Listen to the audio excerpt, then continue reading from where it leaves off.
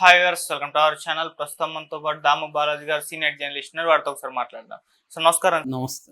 Sir, కోయంబత్తూర్లో ఉన్న సద్గురు గారి ఆశ్రమం పైన 150 మంది పోలీసులు దాడి చేశారు సార్. అంటే ఒక ప్రొఫెసర్ తన ఇద్దరు కూతుళ్ళని బ్రెయిన్ వాష్ చేసేసి సద్గురు అక్కడే ఉంచేసుకున్నాడు ఆశ్రమంలో అని చెప్పేసి హైకోర్టులో కంప్లైంట్ ఇస్తే అప్పుడు పోలీసులు వచ్చి అక్కడ దాడి చేశారు.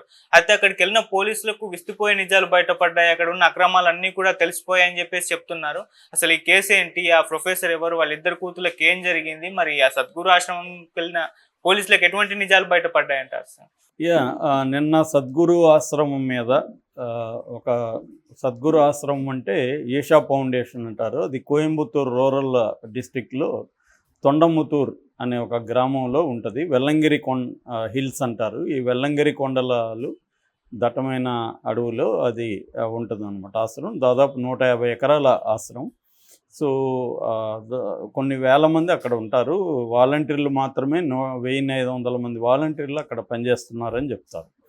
సో ఆ ఆశ్రమం మీదకి నిన్న rural SP, Coimbatore rural district SP Karthikeyan ఆధ్వర్యంలో different departments, social welfare, child protection, ఇలాంటి డిఫరెంట్ డిపార్ట్మెంట్లకు సంబంధించిన మొత్తం 150 మంది అధికారులు ఆశ్రమంకి వెళ్ళి కొన్ని గంటల పాటు కంప్లీట్గా వాలంటీర్లతో, విజిటర్స్తో, అక్కడున్న అందరితో మాట్లాడారు, విచారించారు. ఏమేం కేసులు ఉన్నాయి ఏంటి అవన్నీ చేశారు. ఎందుకు వీళ్ళు వెళ్ళారు, సడన్గా దీని మీద తమిళ మీడియా అంతా కూడా విపరీతంగా హైప్ చేస్తుంది. ఆయన అనేక అవకతవకలు బయటపడ్డాయని చెప్పి కొన్ని రాస్తున్నారు. అసలు ఏం జరిగింది, ఎందుకు 150 మంది అధికారులు, పోలీస్ ఆఫీసర్లు, దీంట్లో డిఎస్పీల స్థాయిలో చాలామంది ఉన్నారు, ఎందుకు ఈ స్థాయిలో వెళ్ళారంటే దీని బ్యాక్గ్రౌండ్ ముందు మనకు అర్థం కావాలి. బ్యాక్గ్రౌండ్ ఏంటంటే ప్రొఫెసర్ కామరాజ్, ఆయన మన కోయంబత్తూర్ అగ్రికల్చర్ యూనివర్సిటీలో ప్రొఫెసర్గా రిటైర్డ్ అయ్యారు. ఈ కామరాజ్ దంపతులు మద్రాస్ హైకోర్టులో పిటిషన్ వేశారు. నిజానికి ఇది ఇప్పటి కేసు కాదు, 10 ఏళ్ళ నుంచి ఇది నడుస్తుంది. సో ఇప్పుడు విచారణకు వచ్చింది. జస్టిస్ సుబ్రహ్మణ్యం, జస్టిస్ శివజ్ఞానం, వీళ్ళిద్దరు బెంచ్కి, అది డివిజన్ బెంచ్కి వచ్చింది. వీళ్ళిద్దరూ దాన్ని విచారిస్తున్నారు. ఈ ప్రొఫెసరు కార్తికేయన్ చెప్పింది ఏమంటే తనకి 2 కూతుర్లుని, ఒక పెద్దమ్మాయి పేరు గీతా కామరాజ్, ఆమెకి 42 ఏళ్ళు, లతా కామరాజ్ చిన్నమ్మాయి, ఆమెకి 39 ఏళ్ళు. వీళ్ళిద్దరు కూడా హయ్యర్ స్టడీస్ లండన్లో చదువుకున్నారు. పెద్దమ్మాయి గీతా కామరాజ్ పీజీ మెకానాట్రిక్స్ అని చేసింది. మెకానాట్రిక్స్ అంటే ఇంటర్ డిసిప్లినరీ సబ్జెక్ట్ అన్నమాట. ఇది అందులో మెకానికల్ ఉంటుంది, ఎలక్ట్రికల్, ఎలక్ట్రానిక్స్, సాఫ్ట్వేరు అన్నీ కలిసి ఉంటాయన్నమాట. అది చదివి ఆమె జాబ్ చేస్తూ ఉంది. చిన్నమ్మాయి ఏమో సాఫ్ట్వేర్ ఇంజనీరింగ్గా ఉంది. పెద్దమ్మాయి 2008లో డైవర్స్ తీసుకునింది. దాని తర్వాత ఈ ఆశ్రమానికి, ఎందుకంటే వీళ్ళది కూడా కోయంబత్తూర్ దగ్గరే, వీళ్ళ ఆశ్రమానికి విజిట్ చేయడం మొదలుపెట్టింది. ఇద్దరు కలిసి అక్కడికి వెళ్ళేవాళ్ళు, పెద్దమ్మాయి చెల్లెలు ఇద్దరు కలిసి. మెల్లమెల్లగా అక్కడే జాయిన్ అయిపోయారు. వాళ్ళకి ఈయన ఆశ్రమంలో కొంత ఫుడ్ అండ్ మెడిసిన్స్ ద్వారా వాళ్ళ కాగ్నిటివ్ పవర్స్ని డల్ అయ్యే విధంగా చేశారు సిస్టమేటిక్గా. దాని తర్వాత బ్రెయిన్ వాష్ చేసి వాళ్ళిద్దరికి గుండ్లు కొట్టించేసి, పెద్దమ్మాయికేమో మామత్ అని, చిన్నమ్మాయికేమో మామాయ అని ఇద్దరికి పేర్లు కూడా మార్చేశారు. మామతి, మామాయ అని పేర్లు మార్చేసి వాళ్ళిద్దరిని సన్యాసినులుగా చేసేసి అక్కడే పెట్టుకొని వాళ్ళ దగ్గర సేవలు చేయించుకుంటా ఉన్నాడు ఈయన. దీనివల్ల మా జీవితం నరకంగా మారిపోయింది. ఎందుకంటే మమ్మల్ని పెద్దవాళ్ళు అయిపోయినాక ఇప్పుడు ఎవరు చూసుకునే పరిస్థితి లేదు. నన్ను, నా భార్యను, నాకున్న 2 కూతురు మేము ఎంతో కష్టపడి పెంచి వాళ్ళ మీద ఎంతో ఇన్వెస్ట్ చేసి వాళ్ళని చదివించి చేస్తే మమ్మల్ని వదిలిపెట్టి అక్కడికి వెళ్ళిపోయి సన్యాసంలాగా వాళ్ళు వెళ్ళిపోయారు. దీనికి ప్రధాన కారణం ఆయన బుద్ధి చెప్పాల్సింది పోయి మమ్మల్ని కూడా రానియకుండా, మేము అనేకసార్లు మా బిడ్డల్ని కలిసి మాట్లాడదామని వెళ్తే మమ్మల్ని రానివ్వలేదు లోపలికి. సో వాళ్ళతో ఫోన్ చేయాలన్నా కూడా మేము ఎప్పుడు కలవడానికి కానీ ఫోన్ చేయడానికి కానీ అలో చేయట్లేదు. ఒక రకంగా వాళ్ళని నిర్బంధంలో ఉంచారు అనేది ఈయన మొరపెట్టుకున్నాడు కోర్టుతో. దీంతో కోర్టు అనేక ప్రశ్నల్ని ఇటు ఈషా ఫౌండేషన్కి సంబంధించిన లాయర్ రాజేంద్ర కుమార్ని అనేక ప్రశ్నల్ని అడిగింది. ఆయనేమో ఆయనకు కూడా కూతురుంది. ఈయన పేరు జగ్గి వాసుదేవన్. బేసిక్గా జగ్గి వాసుదేవన్, జగదీష్ వాసుదేవన్, వీళ్ళ నాన్న పేరు వాసుదేవన్. యాక్చువల్గా వీళ్ళది తెలుగు కుటుంబం.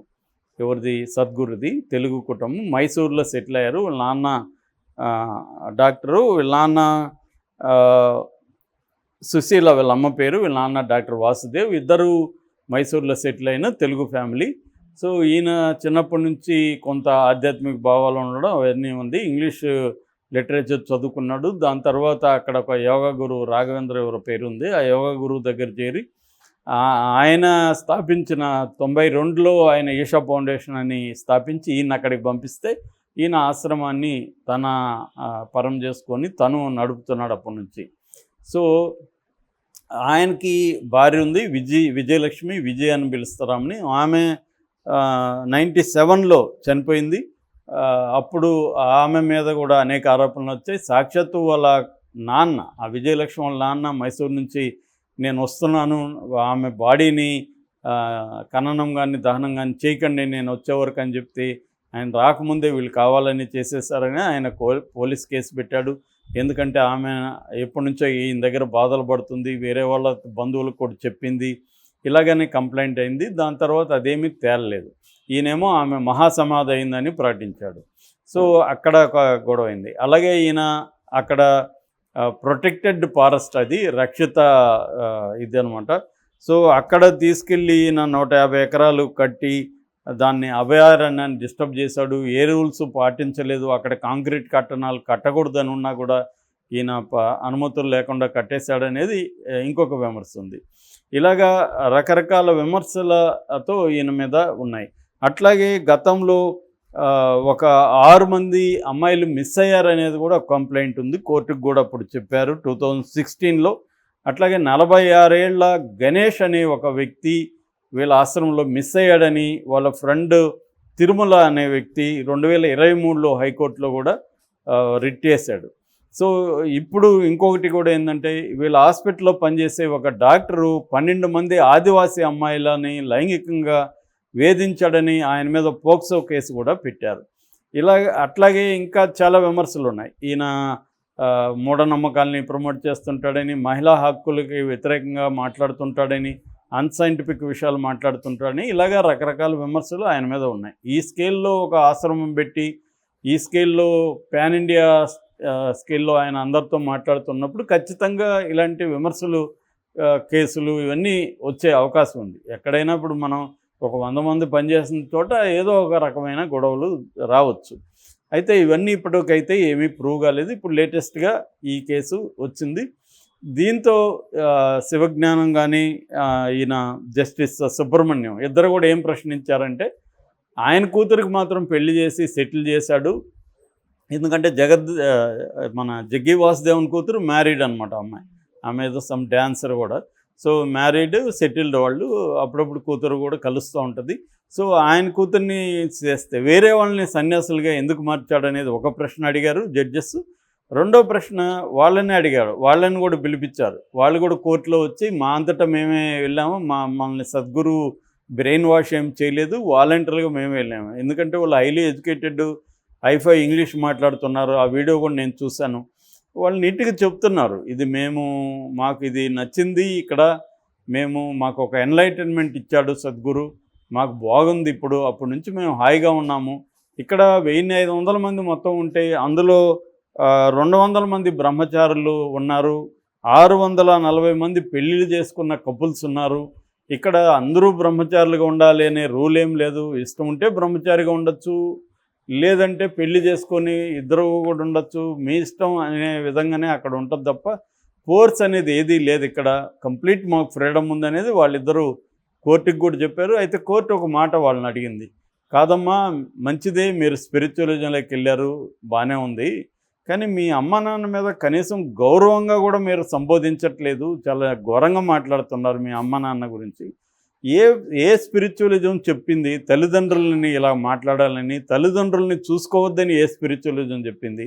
అన్నిటికంటే ఇంపార్టెంట్, మిమ్మల్ని కష్టపడి కని పెంచి చదివించి ఈ స్థితికి తీసుకొచ్చిన తల్లిదండ్రులని వదిలేసి మీరు పోవడం కరెక్ట్ అని మీరు అనుకుంటున్నారా, మీ గురువు అనుకుంటున్నాడా అనేది కూడా కోర్టు అడిగింది. సో ఇంతతో కోర్టు వదలదలుచుకోలేదు. అసలు కంప్లీట్గా ఆశ్రమం మీద వచ్చిన కేసులు ఏమేమి ఉన్నాయి, స్టేటస్ రిపోర్టు మాకు సబ్మిట్ చేయండి, అక్కడికి వెళ్ళి మీరు పరిశీలించి మొత్తం ఇప్పటివరకు ఏమేమి కేసులు ఉన్నాయి, అక్కడ ఎటువంటి పరిస్థితులు ఉన్నాయి చెప్పండి అని కోర్టు అడిగింది. సో దీనికి సంబంధించి ఇప్పటివరకు ఏమి అఫిషియల్గా నివేదిక ఏమి ఇంకా కోర్టుకు రాలేదు. కాబట్టి కోర్టుకు రాకుండా ఉన్నంత వరకు ఇవన్నీ ఆరోపణలుగానే ఉంటాయి తప్ప జగ్గి వాసుదేవన్ మీద ఎటువంటి ఇప్పటివరకు క్రైమ్ కేసు ఒకే కేసు ఉందని వాళ్ళు చెప్తున్నారు. ఎవరు ఆశ్రమ నిర్వాహకులు ఏం చెప్తున్నారంటే ఈయన మీద ఒక క్రిమినల్ కేసు ఉంది, ఒక కేసు స్టే ఉంది, అంత తప్ప ఇంకేం లేదని చెప్తున్నారు. కానీ మీడియాలో రకరకాల వార్తలు వస్తున్నాయి. కాబట్టి ఇప్పుడు ఈ కమిటీ ఏదైతే ఉందో, ఈ మల్టీ మన డిపార్ట్మెంటల్ కమిటీ, ఈ కమిటీ ఇప్పుడు కోర్టుకి స్టేటస్ రిపోర్ట్ సబ్మిట్ చేస్తుంది.